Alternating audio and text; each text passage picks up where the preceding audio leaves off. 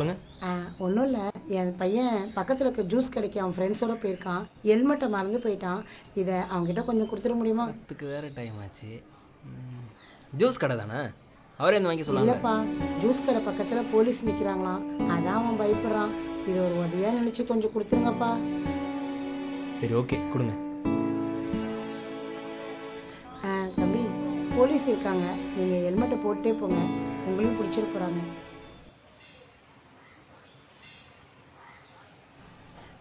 இங்கேருந்து 3ஆவது தெருவில் ஒரு விநாயகர் கோயில் இருக்கும், அது பக்கத்தில் இருக்க ஜூஸ் கடையில் தான் இருக்கும்.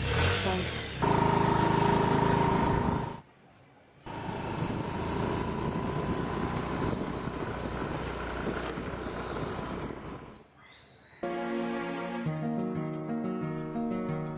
யாருமே இல்லை, இந்த ஏரியா தான் சொன்னாங்க.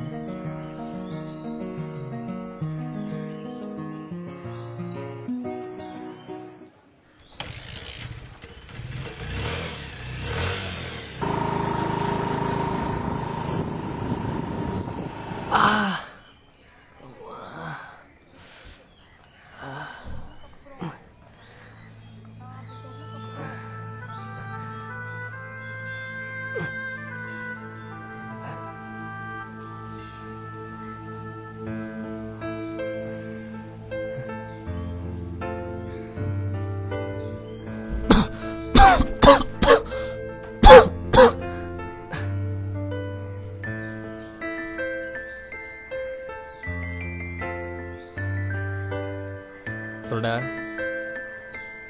இல்லைடா, வர வழியில் கீழே விழுந்தேன். இல்லை, அடி எதுவும் படலை, ஹெல்மெட் இருந்துச்சு.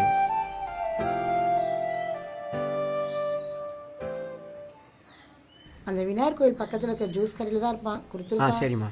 தம்பி, அங்கே போலீஸ் நிற்கிறாங்களே, ஹெல்மெட்டை போட்டு போப்பா.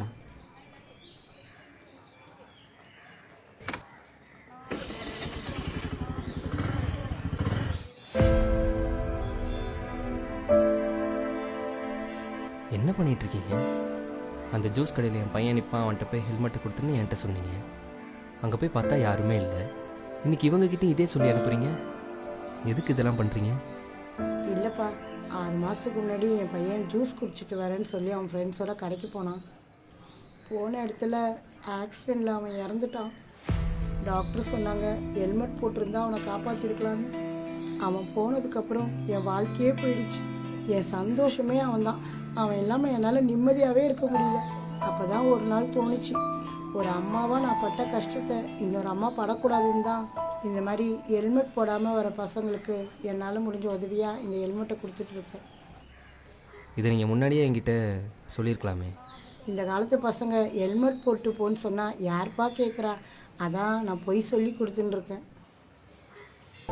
நேற்று நீங்கள் மட்டும் எனக்கு ஹெல்மெட் கொடுக்காம இருந்திருந்தா என் நிலைமை ரொம்ப மோசமாக இருக்கும். அந்த மாதிரிலாம் எதுவும் ஆகாதுப்பா. ஆனால் இனிமேல் ஹெல்மெட் போடாமல் வண்டி ஓட்டாத. ஏன்னா அப்பா அம்மாங்களுக்கு அவங்க பசங்க இல்லாமல் வாழ்கிற வாழ்க்கை நரகம்ப்பா. அது என்னன்னு உணர்ந்து தான் நான் சொல்கிறேன். கண்டிப்பாம்மா, இனிமேல் ஹெல்மெட் போடாமல் வண்டி ஓட்ட மாட்டேன். அதே மாதிரி ஸ்பீடாகவும் ஓட்டாத. ஸ்பீடாகவும் ஓட்ட மாட்டேன். சரிம்மா, நான் போயிட்டு வரேன். பார்த்து போ.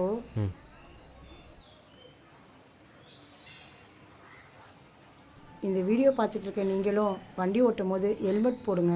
ஹெல்மெட் போடுறது மட்டும் முக்கியம் இல்லை, ஹெல்மெட்லேயும் பெல்ட் போடுங்க. அதேமாரி கார் ஓட்டும் போதும் சீட் பெல்ட் போட்டு ஓட்டுங்க. ஏன்னா உங்களுக்காக உங்கள் வீட்டில் உங்கள் அழகான ஃபேமிலி வெயிட் பண்ணிட்டு இருக்காங்கன்றதை மறந்துடாதீங்க.